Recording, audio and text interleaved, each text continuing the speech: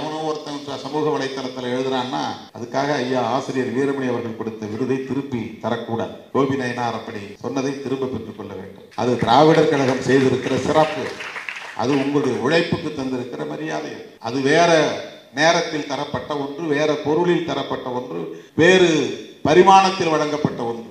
எவனோ இன்னைக்கு எழுதுறாங்கிறதுக்காக அதுக்காக திமுகவில் இருக்கிறவன் நம்மளை விமர்சிக்காம இருக்கிறானா?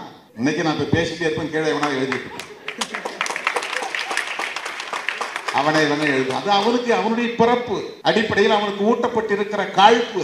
அவன் கட்சியில் இருக்கிறான்றதுனால உடனே நம்மளை ஆதரிப்பான்லாம் அர்த்தம் கிடையாது. திராவிட கழகத்தில் இருக்கிறவன் எல்லாமே ஆசிரியர் வீரமணி அவர்களை போல முதிர்ச்சியாக அணுகுவான் என்று எப்படி நீங்கள் எதிர்பார்க்கிறீர்கள்? கோபி நயினார், கோப நயினார் என்று நாம் ஒரு நகைச்சுவைக்காக சொன்னோம். கோபம் எல்லோருக்கும் வேண்டும், எப்போதும் வேண்டும். அது நீர்த்து போகக்கூடாது. கோபம் இல்லை என்றால் அநீதிகளை அழிக்க முடியாது. கோபம் இல்லை என்றால் நீதியை வென்றெடுக்க முடியாது. கோபம் இல்லை என்றால் போராட முடியாது. கோபம் இல்லை என்றால் ஆதிக்கத்தை எதிர்த்து நிற்க முடியாது. கோபம் தேவை, ஆனால் அதை எப்படி கையாளுவது என்பதில் தான் பிரச்சனை. அதை சேமித்து வைக்கக்கூடிய வல்லமை நமக்கு தேவை. அதை நினைச்ச நேரத்தில் எடுத்து செலவு பண்ணக்கூடாது, வீண் செலவு பண்ணக்கூடாது, விரயம் செய்யக்கூடாது. அது ஒரு உணர்ச்சி தான். கோபம் என்பது ஒரு உணர்ச்சி தான். நமக்கு அது தேவைப்படுது. கண்டம்லாம் செலவு பண்ணிட்டோம்னாக்க உண்மையான எதிரி அடிக்கிற நேரத்தில் இல்லாமல் போயிடும். மோசமான எதிரி அடிக்கும் போது நம்மகிட்ட இல்லாமல் செலவாகி போயிடும். அந்த உணர்ச்சியை சேமித்து வைப்பது என்பது ஒரு ஆளுமை, அது ஒரு பர்சனாலிட்டி. அதை எப்போது எங்கே செலவிட வேண்டும், யாருக்கு எதிராக செலவிட வேண்டும் என்பது ஒரு லீடர்ஷிப். உன்னை விட 10 மடங்கு வலிமை மிக்கவனை உன் எதிரியாக நினைத்து அவனோடு சண்டை போட வேண்டும். உன்னை விட எல்லா வகையிலும் 100 மடங்கு 1000 மடங்கு எவன் வலிமையானவனோ அவனை வீழ்த்த வேண்டும். உண்மையாக மனித குலத்தின் பகை எதுவோ அந்த பகையை வேறறுப்பதற்கு நமக்கு வலிமை தேவை. வலிமை என்பது கோபமாகவும் இருக்கும். வலிமைங்கிறது கோபமாகவும் தான். எல்லாம் இருந்தும் கோபம் இல்லைன்னா ஒன்றுமே பண்ண முடியாது. எல்லா உணர்ச்சிகளும் தேவை. உணர்ச்சிகளை எவ்வாறு கையாளுவது என்பது ஒரு அறிவாண்மை. அறிவும் உணர்ச்சியும் சேர்ந்ததுதான் ஆளுமை, அதுதான் பர்சனாலிட்டி. ஒருத்தர் என்ன இப்படி இந்த வார்த்தையை சொல்லி திட்டான், உடனே நான் அதை விட 10 தடவை திட்டேன் அப்படின்னா நீ சரியான ஸ்ட்ராட்டஜியை கையாளவில்லை என்று. சில பேர் கட்சியில ஏன் அவன் மேல நடவடிக்கை எடுக்கல, இவன் ஏன் மேல நடவடிக்கை எடுக்கல, அவன் மேல நடவடிக்கை, ஒன்றிய செயலாளர் அவனுக்கு கீழே இருக்கவங்களாம் இழுத்து எனக்கு நெருக்கடி கொடுப்பாங்க. அவன் இப்பதான் வந்திருக்கிறான், முதல் தலைமுறையை அரசியலுக்குள்ள அடி எடுத்து வச்சிருக்கிறான், இப்படியும் அப்படி இருக்குதான் செய்வான். கத்துக்குவான், போ மன்னிச்சு அனுப்பு, பான் பண்ணி அனுப்பு, எச்சரித்து அனுப்பு. சும்மா எல்லாத்தையும் நடவடிக்கைன்னா நான் ஒரு ஆள் தனியால தான் நிற்கணும்.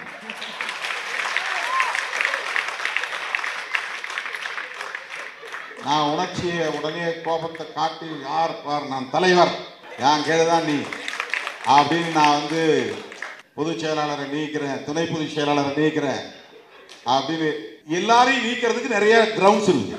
யார் மேலேயும் நடவடிக்கை இருக்கு, ஒவ்வொருத்தருமே நடவடிக்கை எடுக்கிறதுக்கு நிறைய கிரவுண்ட்ஸ் இருக்கு, ஆதாரங்கள். இவர் மேல நடவடிக்கை எடுக்கணுமா, இப்பவே நாங்கள் நடவடிக்கை எடுக்கணும். அவர் மேல நடவடிக்கை எடுக்குமா, அதுக்கு நிறைய ஆதாரங்கள். ஆனா எல்லாவற்றையும் நான் பொறுத்துக் கொள்கிறேன். இவ்வளவு பேரையும் சேர்த்து அழைச்சி செய்ய தெரியாம செஞ்சு ஈகோட சண்டை போட்டுருக்கு. பேச தெரியாம பேச என்ன சீட்டிட்டியா நான் பார் யார் அப்படின்னு காட்டுறேன். இது கொள்கை அடிப்படையில் வர்ற சண்டை. இந்த இடங்களில் கோபத்தை நாம் எப்படி செலவிடுவது என்பது முக்கியமானது. இது நான் கோபி நயினாருக்காக பேசல, அவர் அதை புரிஞ்சுவார். அவர் முதிர்ச்சியானவர். அவர் முதிர்ச்சியானவர். உணர்ச்சி எப்போது கட்டுக்குள் இருக்கும் என்றால் முதிர்ச்சி அடைகிற போதுதான். உணர்ச்சியை கட்டுப்படுத்துகிற வலிமை வந்துவிட்டால் முதிர்ச்சி அடைந்து விட்டோம் என்று பொருள். அந்த முதிர்ச்சி தான் ரொம்ப முக்கியமானது. நம்ம எளியவர்கள் மீது கோபத்தை காட்டக்கூடாது, உதிரிகள் மீது கோபத்தை காட்டக்கூடாது. இந்த கட்டமைப்பு வலிமையாக இருப்பதற்கு இன்னொரு கட்டமைப்பு காரணமாக இருக்கிறது அல்லவா? இந்த கருத்தியலுக்கு எதிரான இன்னொரு கருத்தியல் இருக்கிறது அல்லவா? அதை எதிர்த்து போரிடுவதற்கு நமக்கு மிகப்பெரிய பலம் தேவை. ஏன் திராவிடர் கழகத்தோடு நாம் நட்பு பாராட்டுறோம்? ஏன் திராவிட முன்னேற்ற கழகத்தோடு நாம் கைகோர்த்து நிற்கிறோம்? ஏன் இடதுசாரிகளோடு நாம் உறவாடுகிறோம்? இவர்களோடெல்லாம் நமக்கு முரண்பாடுகள் இல்லையா? இந்த ஆட்சியின் மீது நமக்கு விமர்சனங்கள் இல்லையா? அரசின் மீது நமக்கு குறைகள் இல்லையா? குறைபாடுகள் இல்லையா? அவர்களோடு நாம் தொடர்ந்து நட்புறவு பாராட்டுகிறோம் என்றால் சமரசமாகிவிட்டோம் என்று பொருளா? சமரசத்திற்கும் நட்பின் அடிப்படையிலான நெகிழ்வுத்தன்மைக்கும் வேறுபாடு இல்லையா? உண்மையான புதிய எதிரியை வீழ்த்துவதற்காக அதை நோக்கிய பயணத்தில் நட்பு சக்திகளோடு இணங்கி இயங்க வேண்டும் என்பது ஒரு தேவை இல்லையா? இதை புரிந்து கொள்வதுதான் அரசியல். திராவிட இயக்கங்களோடு விடுதலை சிறுத்தைகள் கட்சிக்கு விமர்சனங்கள் இல்லையா என்ற கேள்வி எழலாம். என்னுடைய தொடக்க கால உரைகள் இருந்தால் எடுத்து பாருங்கள்.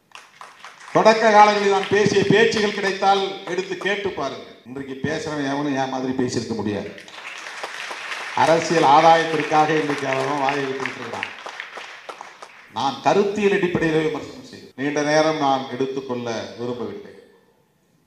பேராசிரியர் அரச முருகப்பாண்டியன் பேசுகிற போது காதல் செய்யுங்கள் என்று சொல்லுகிற துணிச்சல் யாருக்கு உண்டு என்று கேட்டு, திருமாவளவன் எல்லோரையும் காதலிக்க சொல்லுகிறார் என்கிற ஒரு செய்தியை இங்கே பதிவு செய்தார். ஆதலால் காதல் செய்வீர் என்று மகாகவி பாரதி பாடியிருக்கிறார்.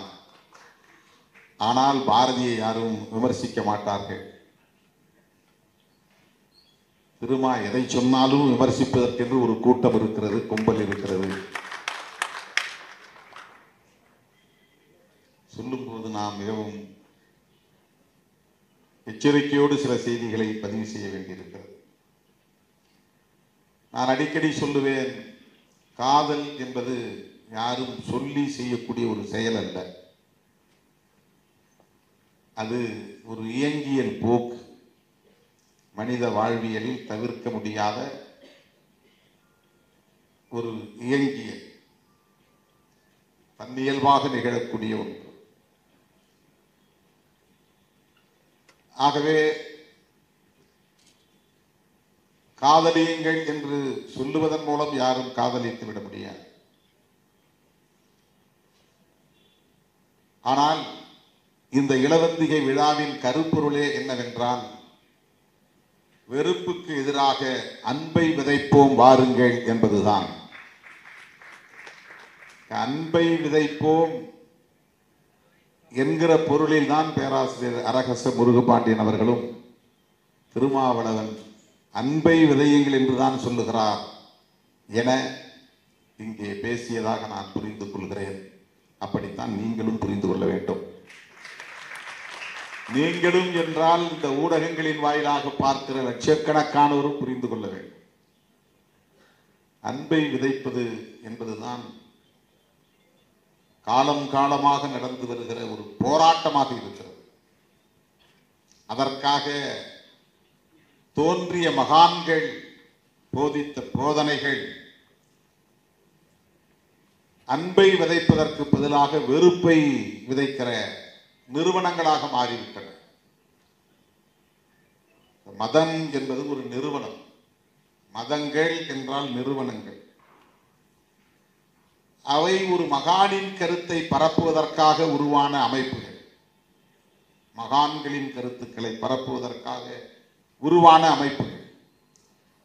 ஆனால் அந்த அமைப்புகள் அதிகாரத்தை மையப்படுத்தி இயங்க தொடங்குகிற போது அரசியலில் இயல்பாகவே கலந்து விடுகிறது. அதனால் அது வெறுப்பை விதைக்கிற திசை வழியில் பயணிக்க வேண்டிய நெருக்கடிக்கு ஆளாகிறது. நம்முடைய வரலாற்றுக்கு தெரிந்த காலத்திலிருந்து பார்த்தோமானால் கௌதம புத்தர், நபிகள் நாயகம், அவருக்கு முன்னால் இயேசு பெருமான், புத்தருடைய சமகாலத்து ஞானி மகாவீரர், இப்படி சில மகான்கள் இந்த மண்ணிலே தோன்றி இன்றைக்கு நம்முடைய வாழ்வியலோடு இணைந்து நம்மை வழிநடத்தி கொண்டிருக்கிறார்கள்.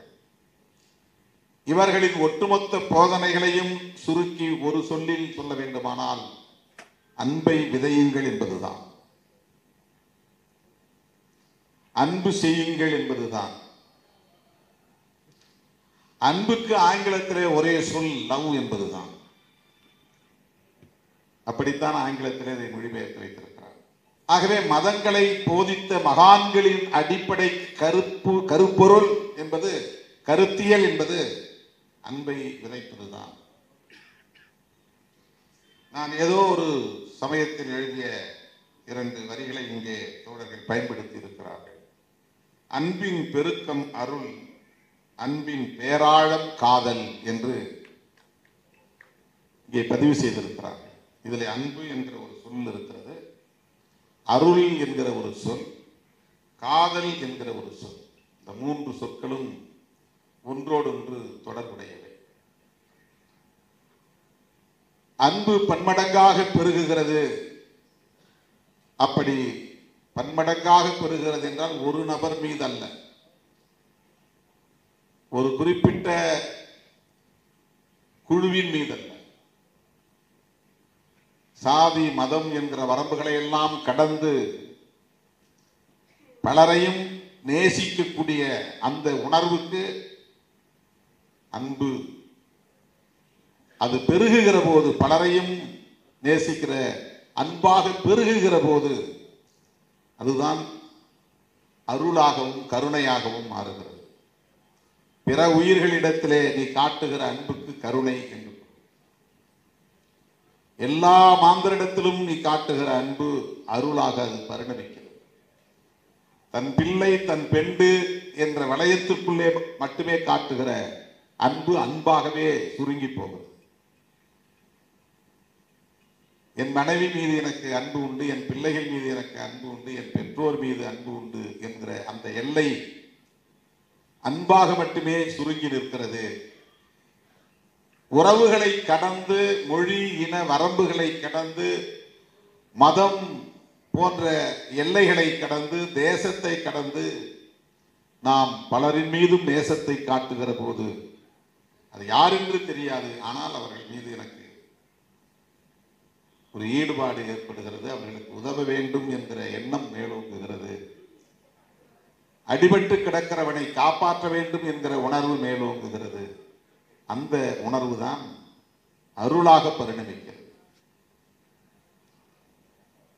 அது பிற உயிர்களிடத்தில் நாய் அடிபட்டு கிடந்தால் கூட அதை காப்பாற்ற வேண்டும் என்கிற உணர்வு வந்தால் அது கருணையாக பரிணமிக்கிறது. ஆகவே அன்புதான் விரிவடைய, பெருக்கமடைய, அது பரவ பரவ அருளாக கருணையாக பரிணமிக்கிறது என்ற பொருளில் அதை நான் பதிவு செய்தேன். ஒன்றின் மீது மிக ஆழமாக நாம் நேசத்தை வளர்த்து கொள்ளுகிற போது, உறுதிப்படுத்துகிற போது, அங்கே அதனை பாதுகாக்கவும் பராமரிக்கவும் அதன் உணர்வுகளை பகிர்ந்து கொள்ளவுமான உறவு பரிணமிக்கிறது. கேரிங் அண்ட் ஷேரிங் என்கிற அந்த ரெஸ்பான்சிபிலிட்டி, அந்த பொறுப்பு மேலோங்குகிறது. எந்த இடத்தில் வெறும் அன்பாக மட்டும் இல்லாமல் அந்த அன்பு அவர்களை பாதுகாக்க வேண்டும், அவர்களின் உணர்வுகளை மதிக்க வேண்டும் என்று பரிணாமம் பெறுகிறதோ அந்த இடத்தில் அது காதலாக பரிணமிக்கிறது. இந்த பொருளில் அதை நான் பதிவு செய்திருக்கிறேன். ஆகவே இந்த உணர்வு மாந்த குலத்தில் இயல்பாக உருவாகி வளர்ந்து பரிணமித்து பெருகி கிடக்கிறது. இது யாரும் திட்டமிட்டு உருவாக்கக்கூடியதல்ல. இது மனித குலத்தில் மட்டுமல்ல, பிற உயிரிடத்திலும் இருக்கிறது. குஞ்சுகளுக்கு தாய் பறவை எப்படி உணவு கொண்டு வந்து ஊட்டுகிறது என்பதை நாம் பார்த்தோம். கேரி, அது அன்பை கடந்தது. தாயும் தந்தையும் பிள்ளைகள் மீது காட்டுகிற, அவர்களை பாதுகாக்கிற, அவர்களை பராமரிக்கிற அந்த ஆழமான அன்புதான் காதல் என்று நாம் புரிந்து கொள்ள வேண்டும். ஆணுக்கும் பெண்ணுக்கும் இடையிலே பருவத்தில் எழுகிற ஈர்ப்பு, ஆண் பெண் என்பது இன அடிப்படையில் ஒரு முரண் படைப்பு, முரணான படைப்பு. ஆனால் அந்த முரண்களை கடந்து இரண்டு இனத்தவரும் அன்பை பெருக்கிக் கொள்ளுகிற போது அதனால் இனம் வாழ்கிறது. இது உலகம் முழுவதும் எல்லா உயிரிடத்திலும் நிலவுகிற ஒரு இயங்கியல் போக்கு. அது ஒரு இயல்பாக நிகழக்கூடிய ஒன்று. ஆனால் அந்த காதலை எதிர்நிலையில் நிறுத்தி அதற்கு எதிரான கருத்தியலை கட்டமைத்து அந்த கருத்தியல் அடிப்படையில் அமைப்பு ரீதியான தாக்குதலை தொடுப்பது, வன்முறைகளை தொடுப்பது என்பது இயல்பான ஒன்று அல்ல. அது கட்டமைக்கப்பட்ட ஒன்று. அவர்கள் உள்வாங்கிக் கொண்ட கருத்தியலை நிலைப்படுத்துவதற்காக மேற்கொள்ளுகிற ஒன்று. இந்த துண்டறிக்கையில், இந்த அழைப்பிதழில் பின்பக்கத்திலே அதையும் பதிவு செய்திருக்கிறார். சாதி தூய்மை என்னும் பெயரில் சாதி வெறியை மக்களிடையே பரப்புகிறார்கள். தூய்மைவாதம் என்பது இந்திய சமூக கட்டமைப்பிலே மிகவும் முக்கியத்துவம் வாய்ந்ததாக இருக்கிறது. அதிலிருந்து உருவானதுதான் தீட்டு என்கிற கருத்தியல். அதிலிருந்து உருவாவதுதான் விலக்கி வைத்தல் என்கிற கருத்தியல். அதிலிருந்து உருவாவதுதான் சாதிய வன்கொடுமைகள், வன்முறை, வெறியாட்டங்கள், ஆணவ கொலைகள், குடிசைகளை எரிக்கும் கொடூரங்கள் என்று பரிணமிக்கிறது. ஆகவே இந்த கருத்தியல் மனித குலத்திற்கு தீங்கானது என்பதால் இதனை நாம் எதிர்க்கிறோம். நாம் எதிர்க்கிறோம் என்றால் சிறுத்தைகள் எதிர்க்கிறோம் என்று பொருள் அல்ல. புத்தர் காலத்திலிருந்து இந்த எதிர்ப்பு நிகழ்ந்து கொண்டே இருக்கிறது. அவர் எதிர்த்திருக்கிறார் என்றால் அவருக்கு முன்பே அந்த எதிர்ப்பு நிகழ்ந்திருக்கிறது என்று பொருள். அவர் அன்பை விதைக்க வேண்டும் என்று சொல்லி இருக்கிறார் என்றால் அவரிடமிருந்துதான் முதலில் அது தொடங்கியது என்று பொருள் அல்ல.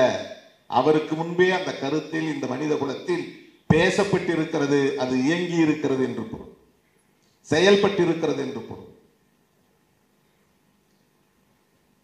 ஆகவே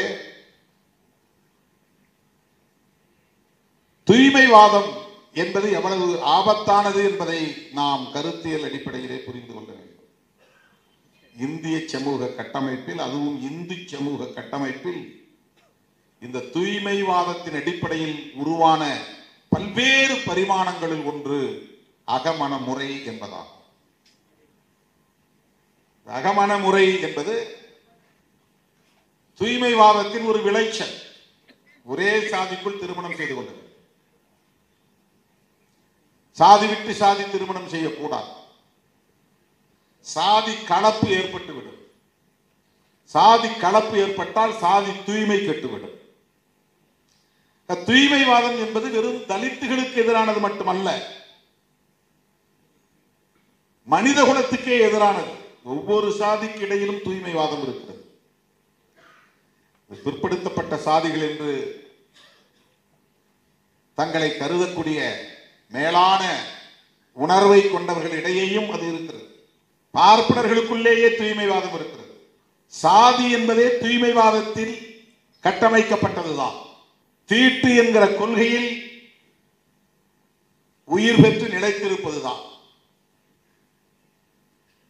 ஆகவே இந்த தூய்மைவாதத்திற்கு எதிரான ஒரு கருத்தியல் தான் காதல் என்பது. காதல் என்பதே ஒரு கருத்தியல் என்று நான் பார்க்கிறேன். அது ஒரு இயங்கியல் போக்கு மட்டுமல்ல. அதை நாம் அரசியலாக பார்த்தால், தத்துவமாக பார்த்தால் அது தூய்மைவாதத்திற்கு எதிரானது, சாதி அமைப்புக்கு எதிரானது, விலக்கி வைத்தலுக்கு எதிரானது, எக்ஸ்க்ளூஷன். லவ் எதையுமே பிரிச்சு வைக்க, இணைச்சுதான் வைக்கும். காதல் என்பது எல்லாவற்றையும் இணைக்கும், கலக்க செய்யும். கலத்தல் என்பதுதான் இனத்தின் பரிணாமத்திற்கான அடிப்படை. மொழி வளர்ச்சிக்கும் கலத்தல் தேவை, இன வளர்ச்சிக்கும் கலப்பு என்பது தேவை. ஆகவே இந்த காதல் என்பது இந்திய சமூகத்தில் அல்லது இந்து சமூகத்தில் ஒரு பகை சொல்லாகவே பார்க்கப்படுகிறது. ஆதிக்க சாதிய உளவியல் கொண்டோரின் மத்தியில் அவர்களிடையே அதன் விளைவாக உருவானதுதான் உச்சபட்ச தண்டனையாக ஆணவ கொலைகள், அதை கௌரவ கொலைகள் என்று அவர்கள் சொல்வார்கள். அதை ஆங்கிலத்திலே ஹானர் கில்லிங் என்று சொல்வார்கள். ஒரு வரட்டு கௌரவத்தின் அடிப்படையில் நிகழ்த்தப்படுகிற படுகொலைகள். என்ன வரட்டு கௌரவம்? நான் சாதியால் உயர்ந்தவன் உன்னை விட என்று ஆணோ பெண்ணோ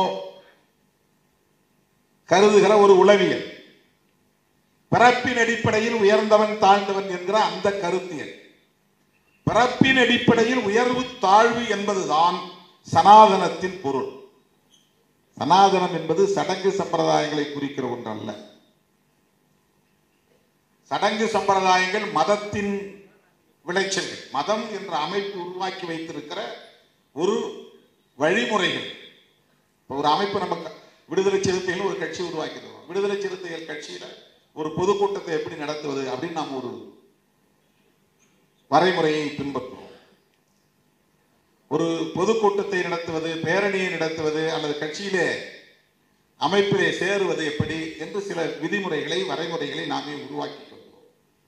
அப்படி ஒவ்வொரு மதமும் அந்த அமைப்பை நடத்துவதற்கு சில வரைமுறைகளை உருவாக்கி கொள்கிறார்கள். அதுதான் ரிச்சுவல்ஸ், சடங்கு சம்பிரதாயங்களாக மாறுகிறது. சடங்கு சம்பிரதாயங்கள் மதத்தின் அடிப்படை கோட்பாடு அல்ல. சடங்கு சம்பிரதாயங்கள் அந்த மதம் என்கிற அமைப்புக்கான வரையறைகள், அவ்வளவுதான். இந்துல ஒருவர் இறந்து போனா அவரை கொளுத்தணும் அல்லது புதைக்கணும், இது மதம் சொல்லல. அதாவது அந்த ஆன்மீகம் சொல்லல. ஆன்மீகம் என்கிற பொதுவான கருத்தியல் அதை சொல்லவில்லை. கௌதம புத்தருடைய போதனைகள் அதை சொல்லவில்லை. அது மதமாக ஒரு நிறுவனமாக மாறுகிற போது அந்த நிறுவனம் இதையெல்லாம் பின்பற்றுகிறது. நாமெல்லாம் இப்படிதான் பின்பற்றணும், நாம் இப்படிதான் இந்த வழிமுறையை பின்பற்றணும். பௌத்தம் என்பது கருத்தியல். அதை நடைமுறைப்படுத்துவதற்கு பல அமைப்புகள் உருவாகும். அந்த அமைப்புகள் ஒவ்வொன்றும் தன்னுடைய அடையாளத்தை உயர்த்தி பிடிக்கும். ஒன்று தன்னை மகாயானம் என்கிறது, இன்னொன்று ஹீனயானம் என்கிறது, இன்னொன்று ஜென் புத்திசம் என்கிறது. இப்படி ஒவ்வொன்றும் ஒவ்வொரு அடையாளத்தை உயர்த்தி பிடிக்கிறது. இந்த நிறுவனங்கள் தனித்தனியே சில வரையறைகளை உருவாக்கும். அந்த வரையறைகள் தான் சடங்குகள் சம்பிரதாயங்கள் என்று மாறுகிறது. இங்க சைவ கோயிலுக்கு போனா திருநீர் பூசணும், இது ஒரு வரைமுறை, இது ஒரு ப்ரொசீஜர். சைவத்தின் அடிப்படை கருத்தியலில் திருநீர் பூச வேண்டும் என்று இல்லை. அம்மன் கோவிலுக்கு போனால் குங்குமம் இட வேண்டும் என்பது ஒரு வரைமுறை. இப்படித்தான் விழுந்து கும்பிட வேண்டும் என்பது அந்த குரு சொல்லி தந்த ஒரு வரைமுறை. இதெல்லாம் சடங்கு சம்பிரதாயம். ஆனால் அடிப்படையான கருத்தியல் என்பது என்ன? உலகத்தில் தோன்றிய எல்லா மதங்களுமே அல்லது மதத்தின் படைப்பாளர்கள், அதை உருவாக்கியவர்கள், அந்த மகான்கள், அந்த ஞானிகள் ஒரே கருத்தை தான் சொல்லியிருக்கிறார்கள். ஒற்றை கருத்தை தான் சொல்லியிருக்கிறார்கள். வெறுப்பு வேண்டாம், அன்பை பெருக்குவோம் என்பதுதான். அதுதான் அடிப்படையான அன்பை பெருக்குவதற்கு உயிர்களிடத்தில் இயல்பாக உருவாகி இருக்கிற ஒரு உணர்வுதான் காதல். அதை எப்படி நாம் கையாளுகிறோம் என்பது மனித குலத்தின் வளர்ச்சியில் நிகழ்கிற நாகரிகம்.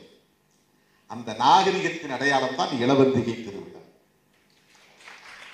அதை எப்படி கொண்டாடுவது என்கிற ஒரு நடைமுறையை தீர்மானிக்கிறார். அதை எப்படி போற்றுவது என்று ஒரு நடைமுறையை வரையறுக்கிறார். காதல் உயர்வானது, காதல் புனிதமானது. அந்த காதலை எப்படி போற்றுதல் வேண்டும், எப்படி அதை மதிக்க வேண்டும், எப்படி அதை உணர்ந்து கொள்ள வேண்டும், எப்படி அதை நடத்த வேண்டும், அது எவ்வளவு நாகரிகமானதாக பரிணமிக்க வேண்டும், அப்படி பரிணமிப்பதற்கு நாம் எப்படி அதற்கு வழிகாட்டுதல் வேண்டும். அந்த வழிகாட்டுதலில் ஒன்றுதான் இளவந்திகை என்கிற விழா முறை என்பதை நம்முடைய இலக்கியம் கூறுகிறது. இலக்கியம் இலக்கியமாகவே இருக்க வேண்டும் என்று நாம் விரும்புவோம். இலக்கியம் இலக்கியமாகவே இருக்க வேண்டும் என்று எண்ணுவதும் கூட ஒரு அரசியல் தான். பண்பாட்டு தலங்களில் அரசியல் கலக்கக்கூடாது என்று நாம் சொல்லுவோம். பண்பாட்டு தலங்களில் அரசியல் கலக்கக்கூடாது அல்லது கலக்கலாம் என்கிற அளவுக்கான ஒரு உரையாடலை தருவது, உருவாக்குவது, அது அரசியல். எல்லாவற்றிலும் அரசியல் என்பது இணைந்தே இருக்கும், இயைந்தே இருக்கும். குடும்ப வாழ்விலும் சரி, ஒரு சமூக கட்டமைப்பிலும் சரி, அது பண்பாட்டு தலமாக இருந்தாலும் சரி, அனைத்திலும் அரசியல் என்பது இணைந்தே இருக்கும், இயைந்தே இருக்கும். அரசியல் என்பதை கட்சியோடு பொருத்தி பார்க்கக்கூடாது. அரசியல் என்பது சமூகத்தோடு, மனித குலத்தோடு பொருத்தி பார்ப்பது. அதை எப்படி கையாளுவது என்பதற்காக உருவாக்குகிற அமைப்பு விடுதலை சிறுத்தைகள் கட்சி. அது ஒரு பார்ட்டி. திமுக என்பது ஒரு கட்சி, பாஜக என்பது ஒரு கட்சி. இவற்றை பற்றி பேசுவது அரசியல் அல்ல, இது கட்சி அரசியல், பார்ட்டி பாலிடிக்ஸ். அவங்களுடைய கொள்கை என்ன, அவங்களுடைய செயல் திட்டங்கள் என்ன, அவங்களுடைய போராட்டங்கள் என்ன, அவருடைய அணுகுமுறைகள் என்ன, அவர்கள் எதை முன்னிறுத்துகிறார்கள், எதை உயர்த்தி பிடிக்கிறார்கள், எதற்கு அவர்கள் முக்கியத்துவம் தருகிறார்கள், முதன்மைத்துவம் தருகிறார்கள், இவையெல்லாம் கட்சி அரசியல். ஆனால் மனித குலத்தின் பண்பாடு இப்படி இந்த திசை வழியில் பயணிக்க வேண்டும் என்று தீர்மானிப்பது மனித குலத்தின் இயல்பான போக்குகளில் ஒன்றாகவும் இருக்கிறது. அது கட்சி அரசியலாக மட்டுமில்லை. கட்சி அரசியல் எல்லாம் தோன்றாத காலத்திலே மனித குலத்தில் இந்த போக்குகள் நீடித்திருக்கின்றன. திருமணம் எப்படி செய்து கொள்வது என்பதை எந்த கட்சியும் அவர்களுக்கு வரையறுத்து தரவில்லை, அல்லது அரசும் வரையறுத்து தரவில்லை. அதற்கு முன்னதாகவே அவர்களே அதை உருவாக்கி கொள்கிறார்கள். ஏன் 2 பேரும் சேர்ந்து வாழும் அப்படின்னு முடிவு பண்றது கூட ஒரு அரசியல் தான். 4 பேரை கூட்டி வச்சு எல்லாரையும் சாட்சியா வச்சு சேர்ந்து வாழ்வோம் அப்படிங்கிறது ஒரு அரசியல் தான். இப்படி வாழ்ந்தா போதாது, ஒரு அடையாளம் வேணும், கழுத்துல ஒரு மஞ்சள் கயிறை கட்டு அப்படின்னு மக்களே முடிவு பண்ணியிருப்பாங்க. இது ஒரு கட்சி முடிவு பண்ணியிருக்காரு, ஒரு அரசாங்கம் முடிவு பண்ணியிருக்காரு, ஒரு தலைவர் முடிவு பண்ணியிருக்க மாட்டார், ஒரு மன்னன் முடிவு பண்ணியிருக்க மாட்டார், இது சமூகமே முடிவு பண்ணியிருக்கு. ஏன் தாலியை கட்டணும், ஒரு மஞ்சள் கயிறை கட்டணும்? இதற்கான விடை தேடுகிற போது நமக்கு அது ஒரு அரசியல் என்பதை புரிந்து கொள்ள முடியும். அதுதான் அரசியல். இதை வைத்து தங்களுடைய கருத்தின் அடிப்படையிலே காய்களை நகர்த்துவது கட்சி அரசியல். காதலை நாடக காதல் என்று சொல்லுவது அரசியல், கட்சி அரசியல், நாடக அரசியல். இவ்வாறான சூழலில் இளவந்திகை போன்ற திருவிழாக்களை நாம் நடத்துவது, நீங்கள் டிஷர்ட் போட்டுக் கொள்ளுங்கள், கூலிங் கிளாஸ் அணிந்து கொள்ளுங்கள், ஜீன்ஸ் பேண்ட் போட்டுக் கொள்ளுங்கள் என்று பரப்புகிற அவதூறுகளை போன்றது அல்ல. அது எவ்வளவு அயோக்கியத்தனமான ஒரு விமர்சனம். அது பெற்ற பிள்ளைகளையே கொச்சைப்படுத்துகிற ஒரு விமர்சனம். அது ஒருத்தன் டிஷர்ட் போட்டு வந்து நின்னானா உடனே பெண் பிள்ளைகள் அவனை பார்த்து பின்னால் போய்விடும் என்பதை போன்ற ஒரு தோற்றத்தை உருவாக்குகிறார். எல்லாம் ஜீன்ஸ் போட்டு வந்து நிற்கிறான், டிஷர்ட் போட்டு நிற்கிறான், கூலிங் கிளாஸ் போட்டு நிற்கிறான் அப்படின்னுட்டா பிள்ளைங்க போயிடுவாங்களா? யாரையோ அவமானப்படுத்துவதாக எண்ணிக்கொண்டு தம் வீட்டு பெண் பிள்ளைகளை அவமதிக்கும் ஒரு விமர்சனம்.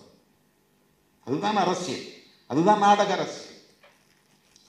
இதைத்தான் நாம் சுட்டி காட்டுகிறோம். இப்படி சுட்டி காட்டுவதனால் நம் மீது அவர்களுக்கு எரிச்சல் வருகிறது. தமிழகத்தில் எத்தனையோ காதல் திருமணங்கள் நடந்திருக்கின்றன. சாதி விட்டு சாதி, சாதி மறுப்பு திருமணங்கள் நடந்திருக்கின்றன. இவற்றை முறையாக செய்கிற அமைப்புகள் நிறைய உள்ளன. பெரியார் இயக்கங்கள் இருக்கின்றன, மார்க்சிய இயக்கங்கள் இருக்கின்றன. விடுதலை சிறுத்தைகள் ஒருபோதும் அப்படி செய்ததே இல்லை. ஆனால் அந்த சாதி மறுப்பு திருமணங்களை செய்வதற்கு, சட்டமுறைப்படி செய்வதற்கு, பாதுகாப்பை வழங்குவதற்கு, அவர்களுக்கு வழிகாட்டுவதற்கென்று இயங்கக்கூடிய அமைப்புகளின் மீது அவர்கள் விமர்சனம் வைக்கவில்லை.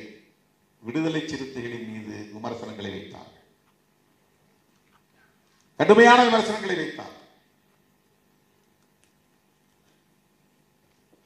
அதன் அடிப்படையிலே தமிழ்நாடு முழுவதும் அவதூறு பரப்புரைகள் மேற்கொள்ளப்பட்டன.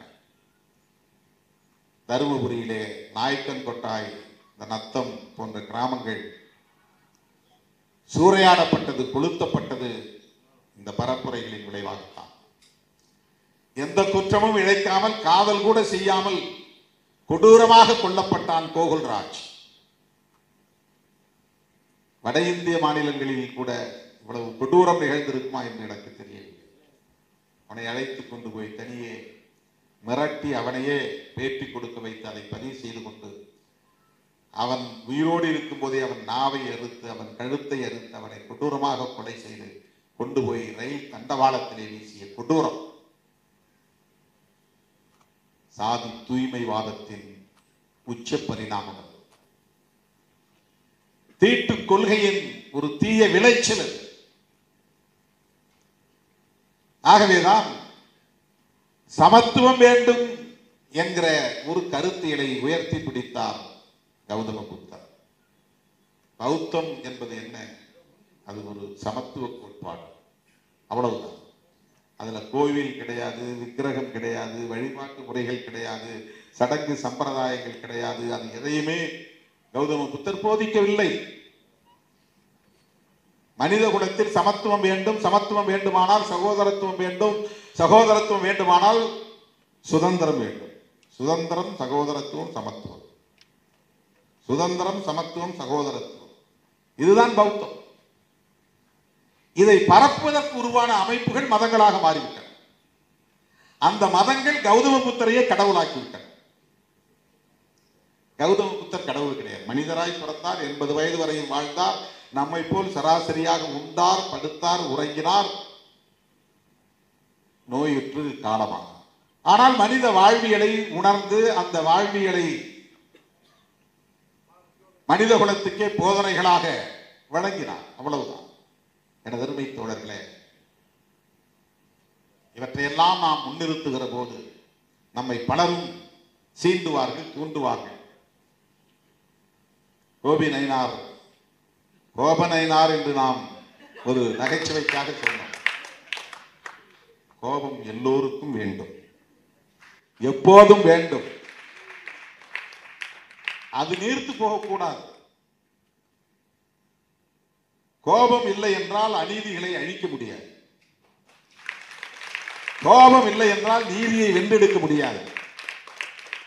கோபம் இல்லை என்றால் போராட முடியாது. கோபம் இல்லை என்றால் ஆதிக்கத்தை எதிர்த்து நிற்க முடியாது. கோபம் தேவை. ஆனால் அதை எப்படி கையாளுவது என்பதில் தான் பிரச்சனை. அதை சேமித்து வைக்கக்கூடிய வல்லமை நமக்கு தேவை. அதை நினைச்ச நேரத்தெல்லாம் எடுத்து செலவு பண்ணக்கூடாது, வீண் செலவு பண்ணக்கூடாது, விரயம் செய்யக்கூடாது. அது ஒரு உணர்ச்சி தான். கோபம் என்பது ஒரு உணர்ச்சி தான். நமக்கு அது தேவைப்படுது. கண்டம்லாம் செலவு பண்ணிட்டோம்னாக்க உண்மையான எதிரி அடிக்கிற நேரத்தில் இல்லாமல் போயிடும். மோசமான எதிரி அடிக்கும் போது நம்மகிட்ட இல்லாமல் செலவாகி போயிடும். அந்த உணர்ச்சியை சேமித்து வைப்பது என்பது ஒரு ஆளுமை, அது ஒரு பர்சனாலிட்டி. அதை எப்போது எங்கே செலவிட வேண்டும், யாருக்கு எதிராக செலவிட வேண்டும் என்பது ஒரு லீடர்ஷிப், அது ஒரு தலைமைத்துவ ஆளுமை. எல்லாத்தையும் சண்டை போட்டு விடக்கூடாது, நினைச்சதுக்கெல்லாம் விளக்கம் கொடுத்துருக்க கூடாது. உன்னை விட 10 மடங்கு வலிமை மிக்கவனை உன் எதிரியாக நினைத்து அவனோடு சண்டை போட வேண்டும். உன்னை விட எல்லா வகையிலும் 100 மடங்கு 1000 மடங்கு எவன் வலிமையானவனோ அவனை வீழ்த்த வேண்டும். உண்மையாக மனித குலத்தின் பகை எதுவோ அந்த பகையை வேறறுப்பதற்கு நமக்கு வலிமை தேவை. வலிமை என்பது கோபமாகவும் இருக்கும். வலிமைங்கிறது கோபமாகவும் தான். எல்லாம் இருந்தும் கோபம் இல்லைன்னா ஒன்றுமே பண்ண முடியாது.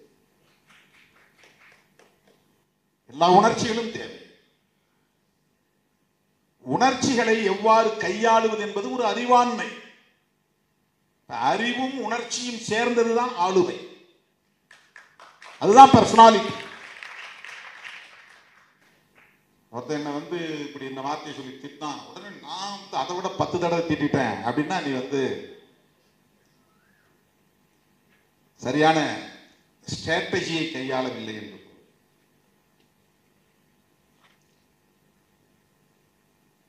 பொது வாழ்விலே முக்கியமாக அரசியல் களத்திலே நம்முடைய உணர்ச்சிகளை எல்லாம்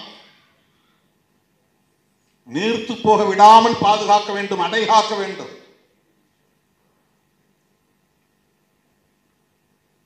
சில பேர் கட்சியில ஏன் அவன் மேல நடவடிக்கை எடுக்கல, இவன் ஏன் மேல நடவடிக்கை எடுக்கல, அவன் மேல நடவடிக்கை எடுக்கல, ஒன்றிய செயலாளர் அவனுக்கு கீழே இருக்கவங்களாம் இழுத்து நெருக்கடி கொடுப்பாங்க. அவன் இப்பதான் வந்திருக்கிறான், முதல் தலைமுறை அரசியலுக்குள்ள அடி எடுத்து வச்சிருக்கிறான், இப்படியும் அப்படி இருக்குதான் செய்வான். கத்துக்குவான், போ மன்னிச்சு அனுப்பு, பான் பண்ணி அனுப்பு, எச்சரித்து அனுப்பு. சும்மா எல்லாத்தையும் நடவடிக்கைன்னா நான் ஒரு ஆள் தனியால தான் நிற்கணும்.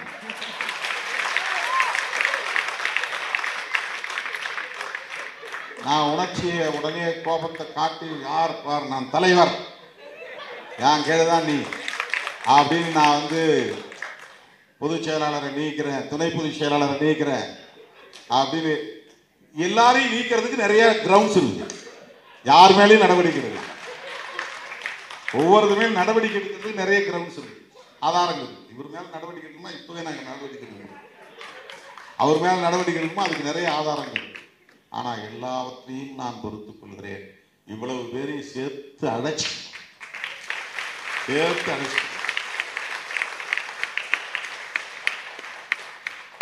ஒரு மீனவன் வலை விரிச்சு, பெரிய வலை விரிச்சு மீன் பிடிக்கிறான். அந்த உள்ள நண்டு, சின்ன சின்ன உயிரினங்கள் கூட சேர்ந்துதான் வருது. ஆனா அவன் அதை டார்கெட் பண்றதில்லை, பெரிய வகையான மீன்கள் கிடைக்கும் தான் டார்கெட் பண்றான். அப்ப எல்லாத்தையும் அழைச்சிட்டு வரான். அந்த வலையில எல்லாம் எல்லாம் பயன்படுங்கிறது வேறு. அப்படி எல்லாத்தையும் ஃபில்டர் பண்ண முடியாது. அங்கேயே அவ்வளவையும் ஃபில்டர் பண்றது மாதிரி வலை இருக்கு, சின்ன சின்ன மீன்கள் போறது, அதுலயும் சிக்கிற, அதையும் தாண்டி சிக்கிறதெல்லாம் இருக்கு. இப்போ அரசியல் வாழ்க்கையில ஒன்றிய செயலாளர்கள் தப்பு பண்றாங்களா? தப்பு பண்றாங்க. ஏன் தப்பு பண்றாங்க? என்ன இன்டென்ஷனோட பண்றாங்களா? இன்டென்ஷன் கிடையாது. யாருக்கும் அப்படி கிரிமினல் இன்டென்ஷனும் கிடையாது. அது அந்த மாதிரி செய்கிறவங்க இருக்கிறான். அதாவது இந்த தலைமையை பயன்படுத்துறது, கட்சியை பயன்படுத்துறது, அது இந்த அதிகாரத்தை பயன்படுத்துறது, அதன் மூலமா தப்பு செய்யறதுக்குன்னு சில பேர் வரான். அது ரொம்ப ரொம்ப ரொம்ப நெக்லிஜிபிள் பர்சன்டேஜ் தான். 1%, 1.5%, 2% தான் இருக்கும். செய்ய தெரியாம செஞ்சு ஈகோட சண்டை போட்டுருது, பேச தெரியாம பேசுறது, என்ன சீட்டிட்டியா நான் பார் யார் அப்படின்னு காட்டுறது. இது கொள்கை அடிப்படையில் வர்ற சண்டை இல்லை. இந்த இடங்களில் கோபத்தை நாம் எப்படி செலவிடுவது என்பது முக்கியமானது. இது நான் கோபி நாயனாருக்காக பேசல, அவர் அதை புரிஞ்சுவார். அவர் முதிர்ச்சியானவர். அவர் முதிர்ச்சியானவர். உணர்ச்சி எப்போது கட்டுக்குள் இருக்கும் என்றால் முதிர்ச்சி அடைகிற போதுதான். உணர்ச்சியை கட்டுப்படுத்துகிற வலிமை வந்துவிட்டால் முதிர்ச்சி அடைந்து விட்டோம் என்று பொருள். அந்த முதிர்ச்சி தான் ரொம்ப முக்கியமானது. நம்ம எளியவர்கள் மீது கோபத்தை காட்டக்கூடாது, உதிரிகள் மீது கோபத்தை காட்டக்கூடாது. இந்த கட்டமைப்பு வலிமையாக இருப்பதற்கு இன்னொரு கட்டமைப்பு காரணமாக இருக்கிறது அல்லவா? இந்த கருத்தியலுக்கு எதிரான இன்னொரு கருத்தியல் இருக்கிறது அல்லவா? அதை எதிர்த்து போரிடுவதற்கு நமக்கு மிகப்பெரிய பலம் தேவை. அதனால்தான் அமைப்பாய் திரள்வோம்னு 20-25 வருஷத்துக்கு பிறகு எனக்கு ஏற்பட்ட அந்த உந்துதலால நான் எழுத ஆரம்பிச்சேன். நான் ஒரு எழுத்தாளர் கிடையாது.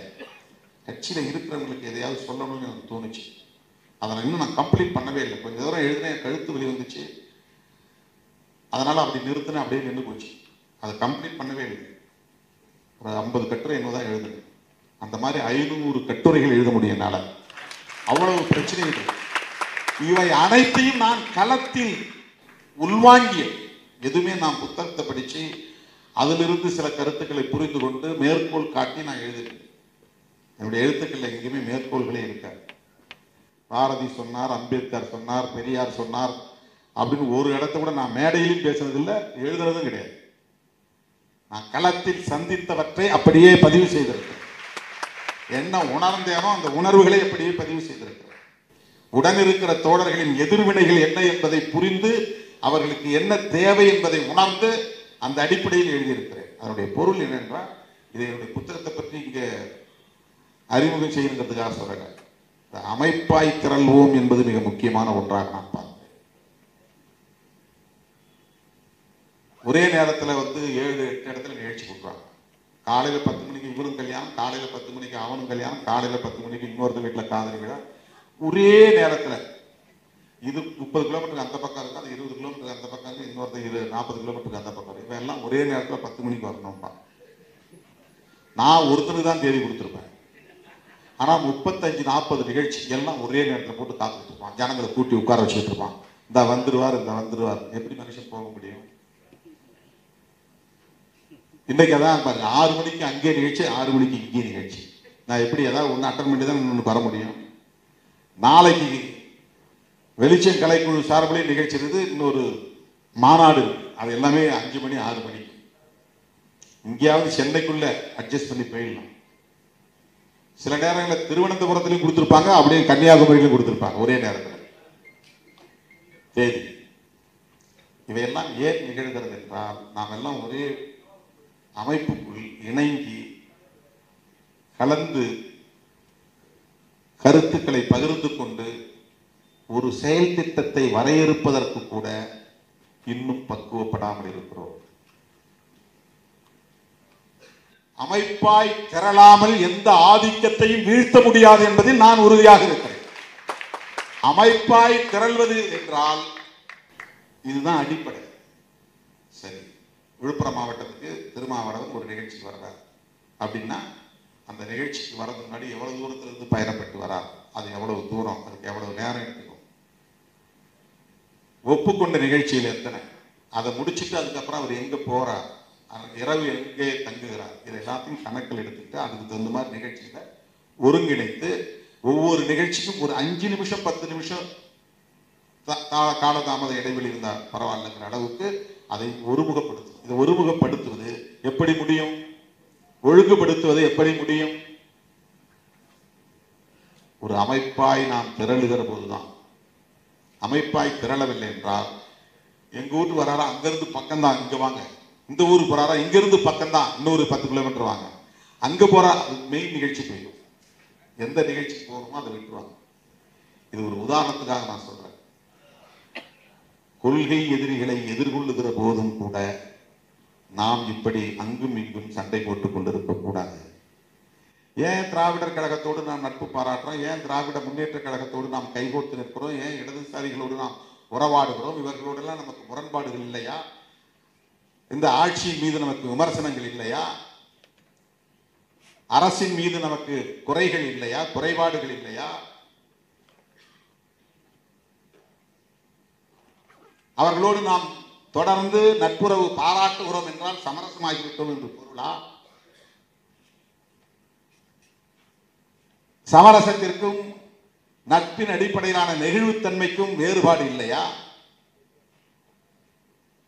உண்மையான பொது எதிரியை வீழ்த்துவதற்காக அதை நோக்கிய பயணத்தில் நட்பு சக்திகளோடு இணங்கி இயங்க வேண்டும் என்பது ஒரு தேவை இல்லையா?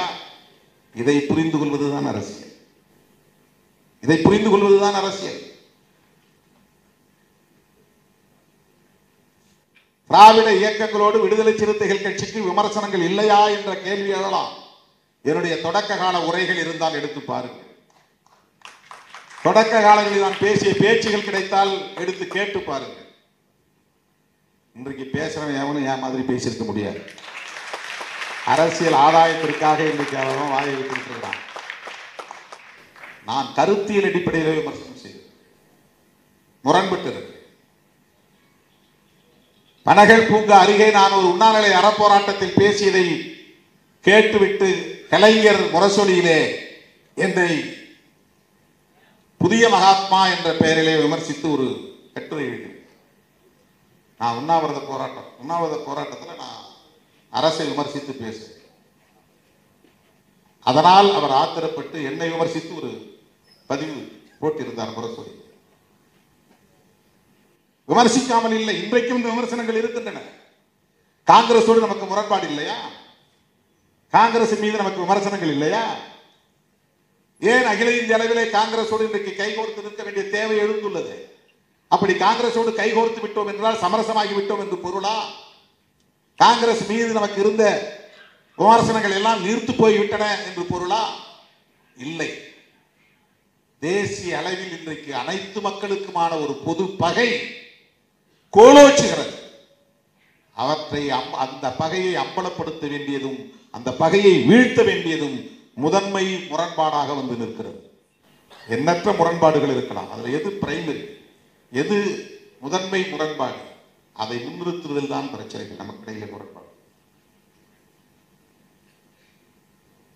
திராவிடர் கழகத்தில் எவனோ ஒருத்தன் சமூக வலைத்தளத்தில் எழுதுறான்னா அதுக்காக ஐயா ஆசிரியர் வீரமணி அவர்கள் கொடுத்த விருதை திருப்பி தரக்கூடாது. கோபி நயினார் அப்படி சொன்னதை திரும்ப பெற்றுக் கொள்ள வேண்டும். அது திராவிடர் கழகம் செய்திருக்கிற சிறப்பு. அது உங்களுடைய உழைப்புக்கு தந்திருக்கிற மரியாதை. அது வேற நேரத்தில் தரப்பட்ட ஒன்று, வேற பொருளில் தரப்பட்ட ஒன்று, வேறு பரிமாணத்தில் வழங்கப்பட்ட ஒன்று.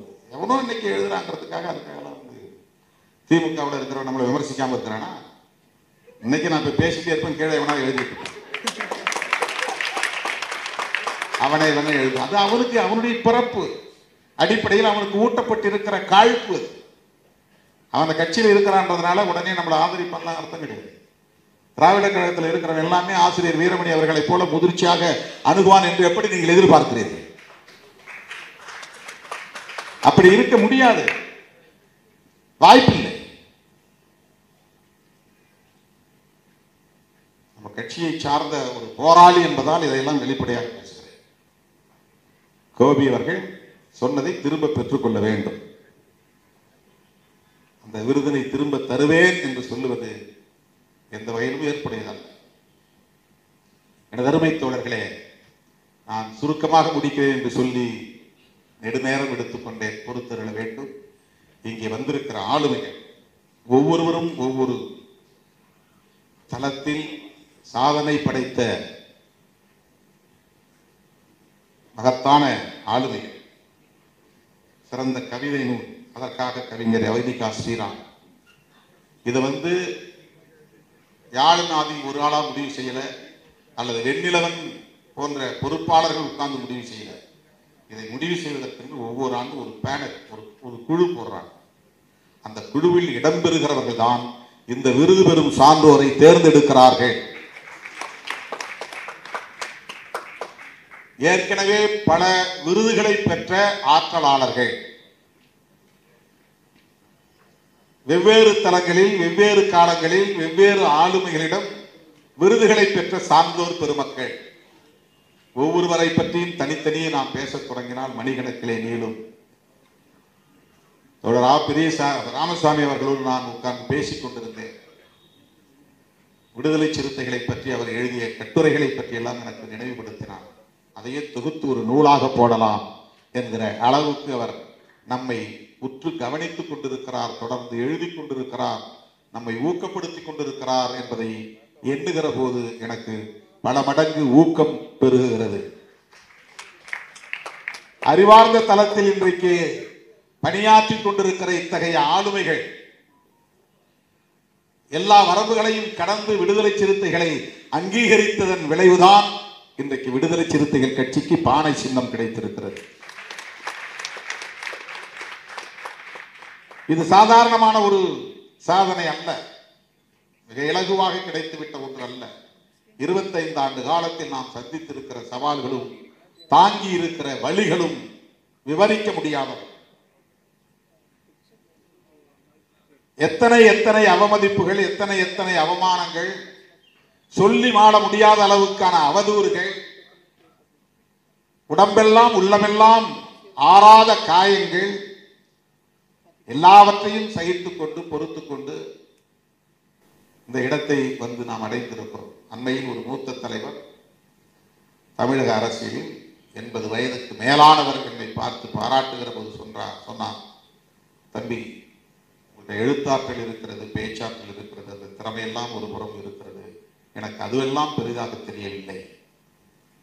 இந்த எளிய மக்களை அமைப்பாக்கி 25 ஆண்டு காலம் எல்லா அவதூறுகளையும் தாங்கி சகித்து இன்றைக்கு ஒரு மாநில கட்சியாக அங்கீகாரம் பெற்றிருக்கிறீர்களே, இது சாதாரணமானதல்ல. உங்கள் பொறுமைக்கும் சகிப்புத்தன்மைக்கும் கிடைத்திருக்கிற விருது என்று சொன்னார். தனியே உட்கார்ந்து நாங்கள் பேசிக் கொண்டிருக்கிறோம்.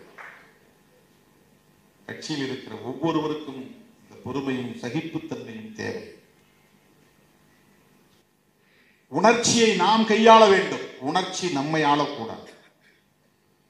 அதான் உணர்ச்சி வயப்பட்டு விட்டான் என்றால் உணர்ச்சிக்கு ஆட்பட்டு விட்டான், உணர்ச்சியின் கட்டுப்பாட்டுக்குள் போய்விட்டான் என்று பொருள்.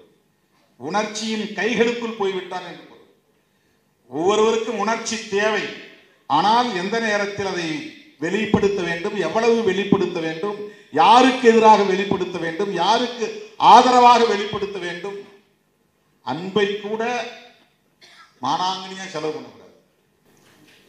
மதுரை பாஷையில சொன்னாங்க, அன்பை வெளிப்படுத்தும் போது கூட ஒரு ஒழுங்குமுறை தேவைப்படுகிறது. அதற்கான காலம், பொருள், இடம் என்பது தேவைப்படுகிறது. நல்ல மருந்து ஒரு பாட்டில் நிறைய இருக்கு, 100 ml. அதை எப்படி நரம்புல கொண்டு போய் ஏற்றுறது? நரம்பு வழியை தான் போடணும். இந்த பாட்டில் நிறைய 100 ml இருக்கிறத ஒரு சிரிஞ்சுக்குள்ள கொண்டு வந்து 2 ml எடுக்கிறோம். ஒரு சின்ன அமைப்புக்குள்ள வந்து பெரிய அமைப்புக்குள்ள இருக்கிற மருந்து ஒரு சின்ன அமைப்புக்குள்ள சிரிஞ்சுக்குள்ள வந்து அந்த சிரிஞ்சுக்குள்ள இருக்கிற 2 ml நரம்புக்குள்ள போகணும்னா நீடில் வழியா தான் போகும். இந்த நீடில் வழியா போகுது பாருங்க. ஒரு ஆர்டர், ஒரு ஒழுங்கு, ஒரு ஸ்பெசிபிக்கா ஒன்றை நோக்கி போகிற போது பாட்டில் இருக்கிற மாதிரி ஆகும்னு கடவு கூடாது. பாட்டில் இருக்கிற மருந்து இருக்கிற மாதிரி இருக்க முடியாது. லிபரலா சிரிஞ்சுக்குள்ள வர்ற மாதிரி வரணும். அப்போ ஒரு லிமிட்டடா தான் வரணும். சிரிஞ்சுக்குள்ள இருக்கிற அந்த மருந்து நீடில் வழியா போகும்போது எவ்வளவு மயிரிழையில் போகிறது. அந்த மயிரிழையில் போனால்தான் நரம்புக்குள்ளே நுழைய முடியும். அதான் போக்கஸ். ஒரு குறிப்பான ஒரு இலக்கின் மீது ஒன்றை நிகழ்த்துகிற போது இப்படித்தான் ஒழுங்குபடுத்தி செல்ல வேண்டிய தேவை இருக்கு. இந்த ஒழுங்குதான் டிசிப்ளின் என்பதை விட ஆர்டர் என்பது இந்த இடத்திலே புரிந்து கொள்ள வேண்டிய ஒரு ஒழுங்குமுறை. அதுக்குதான் அமைப்பு தேவை. பாட்டில் என்பது ஒரு அமைப்பு, சிரிஞ்சி என்பது ஒரு அமைப்பு, நீடில் என்பது ஒரு அமைப்பு. அது இருந்ததால் தான் அந்த மருந்தை நம் நரம்பு வழி அனுப்ப முடிந்தது, நோயை குணப்படுத்த முடியும். அதை போல பாட்டில் இருக்கிற ஆத்திரம், கோபம் சிரிஞ்சுக்குள்ளே வருகிற போது ஒரு கட்டுக்குள்ளே இருக்க வேண்டும். கட்டுக்குள்ளே இருக்கிற அந்த கோபம் நீடில் வழியே போக வேண்டும். அதுதான் மிக முக்கியமானது. அரசியலில் இதையெல்லாம் நாம் அறிந்து கொள்வது ஒவ்வொரு பண்பாட்டு தளத்திலும் சமூக தளத்திலும் கற்றுக்கொள்வதன் மூலம்தான் அது முடியும். அவற்றை கற்றுக்கொண்டு அதிலே தேர்ச்சி பெற்றவர்கள் இங்கே சான்றோர்களாக, சான்றோர் என்றால் எடுத்துக்காட்டானவர்கள். சான்றுன்னா என்ன? எடுத்துக்காட்டுன்னு அர்த்தம். சான்றோர்னா எடுத்துக்காட்டானவர்கள். சிறுகதை எழுதுவதில் இவர் சான்று, சான்றோர். ஒரு ஆப்ஜெக்ட் அதை சான்றுன்னு சொல்றோம், எவிடன்ஸ் சொல்றோம். அது மனிதனா இருந்தா சான்றோர் சொல்றோம், அவ்வளவுதான். அப்போ சிறுகதை எழுதுவது, திரைப்படம் இயக்குவது, கதை சொல்லுவது, நாவல் புதினம் எழுதுவது, கட்டுரைகள் எழுதுவது, விமர்சனங்களை முன்வைப்பது, கருத்தியல் சார்பிலே விவாதிப்பது, இதில் தேர்ச்சி பெற்றவர்கள். இந்த அறிவார்ந்த தளத்தில் இருக்கிற இப்படிப்பட்ட ஆளுமைகளின் துணையோடு தான் நாம் இதையும் சாதிக்க முடியும் என்கிற புரிதலோடு இன்றைக்கு விடைபெறுவோம். அனைவருக்கும், விருது பெற்ற சான்றோர் அனைவருக்கும் என்னுடைய மனமார்ந்த வாழ்த்துக்கள். இந்த ஒருங்கிணைப்பை வெற்றிகரமாக செய்து முடித்திருக்கிற யாழன் ஆதி உள்ளிட்ட அனைவருக்கும் என்னுடைய பாராட்டுகள். நன்றி, வணக்கம்.